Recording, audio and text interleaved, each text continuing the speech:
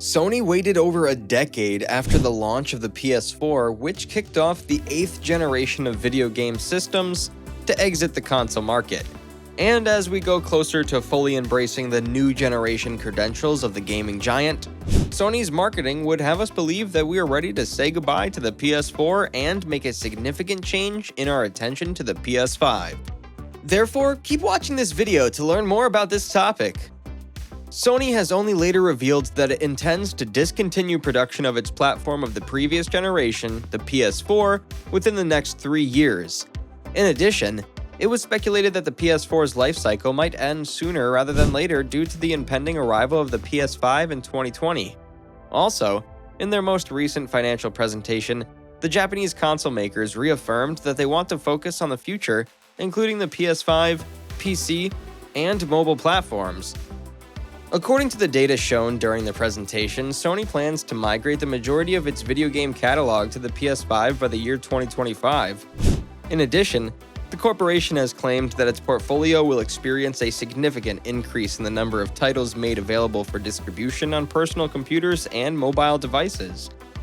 Thus, after its initial launch in 2013, the PS4 will have been on the market for 12 years when it's finally discontinued in the year 2025.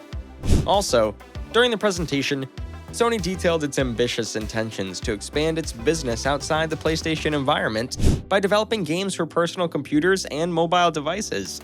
For example, on the personal computer, we've seen the debut of PlayStation first-party games such as God of War, and it seems that the firm will be releasing more titles for gamers on the personal computer to enjoy. However, at the same time, it demonstrates the decline of the PS4's growth, which reached its highest point during the fiscal year 2019. In addition, after the launch of the PS5, game developers presented a plethora of new games that would be compatible with previous and current generations of gaming platforms. But during the following few years, developers may stop providing support for the PS4 to concentrate on creating new games that are optimized for the capabilities of the PS5, which will be the next generation console. One of the reasons why the shift is so challenging for gamers is because Sony is reluctant to start moving away from the past and into the future of next-gen gaming. This is also one of the reasons why the transition has been so slow. PS5 users aren't receiving any more games for their money since the great majority of new games are still being developed and have to be scaled down to run well on both platforms. Also, if games are still being released at such a rapid pace for both the PS4 and the PS5, there may be many underestimated reasons to switch from a PS4 to a PS5.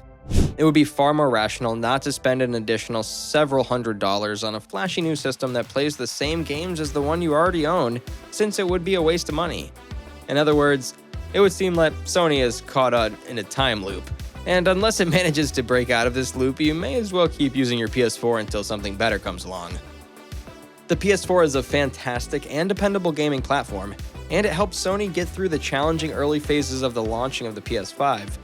Nevertheless, now that the worldwide scarcity of chips has been alleviated, Sony needs to begin focusing on the foreseeable future of gaming and making more use of its next-generation system. Thus, the PS5 comes with a plethora of great specifications, yet if just a select few games can make use of those capabilities, what is the point? Instead of utilizing their PS5 consoles for playing PS4 games most of the time, owners of PS5 consoles need to appreciate their systems and test the boundaries of what they can do with them. Thus, it's bittersweet to say goodbye to the PS4 after such a successful tenure. However, the time has come for Sony to develop more games that are unique to the PS5 and that can showcase the capabilities of the console. In other words, the time for the PlayStation 5 is rapidly approaching, while the time for the PlayStation 4 is rapidly drawing to an end. And that wraps things up. We appreciate you taking time to watch this video. Please hit the subscribe button, and we'll see you in the next one.